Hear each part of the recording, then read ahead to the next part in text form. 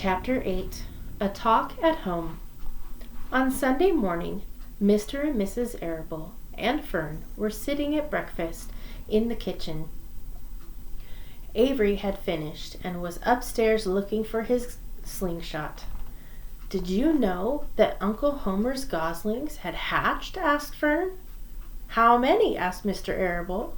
"7," replied Fern.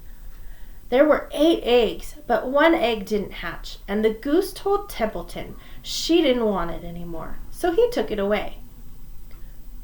"The goose did what?" asked Mrs. Arable, gazing at her daughter with a queer, worried look. "Told Templeton she didn't want the egg anymore," repeated Fern.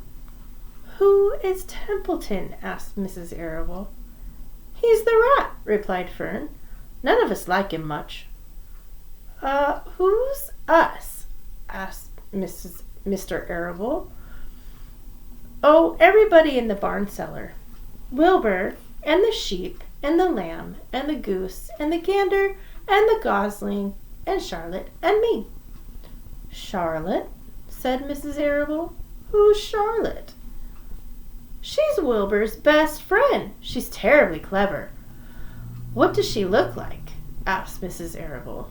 "Well," said Fern thoughtfully, "she has 8 legs.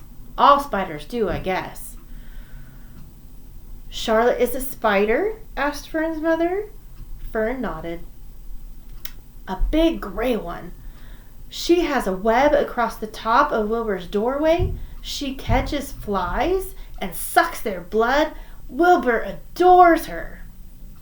"Does he really?" said Mrs. Arable, rather vaguely. She was staring at Fern with a worried expression on her face. "Oh, yes, Wilbur adores Charlotte," said Fern. "Do you know what Charlotte said when the goslings hatched?" "I haven't the faintest idea," said Mr. Arable. "Tell us." "Well, when the first gosling stuck its little head out from under the goose, I was sitting on my stool in the corner, and Charlotte was on her web. She made a speech. She said, 'I am sure that every one of us here in the barn cellar will be gratified to learn that after 4 weeks of unremitting effort and patience on the part of the goose, she now has something to show for it.' Don't you think that was a pleasant thing for her to say?" "Yes, I do," said Mrs. Arable. "And now, Fern, it's time to get ready for Sunday school. And tell Avery to get ready. And this afternoon you can tell me more about what goes on in Uncle Homer's barn. Aren't you spending quite a lot of time there? You go there almost every afternoon, don't you?" "I like it there," replied Fern. She wiped her mouth and ran upstairs. After she had left the room, Mrs. Arable spoke in a low voice to her husband. "I worry about Fern," she said.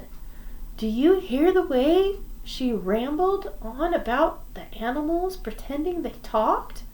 Mr. Arable chuckled. "Maybe they do talk," he said. "I've sometimes wondered. At any rate, don't worry about Fern. She's got a lively imagination. Kids think they hear all sorts of things." "Just the same, I do worry about her," replied Mrs. Arable. "I think I shall ask Dr. Dorian about her the next time I see him. He loves Fern almost as much as we do, and I want him to know about how queerly she is acting about that pig and everything. I don't think it's normal. You know perfectly well animals don't talk." Mr. Arable grinned. "Maybe our ears aren't as sharp as Fern's," he said.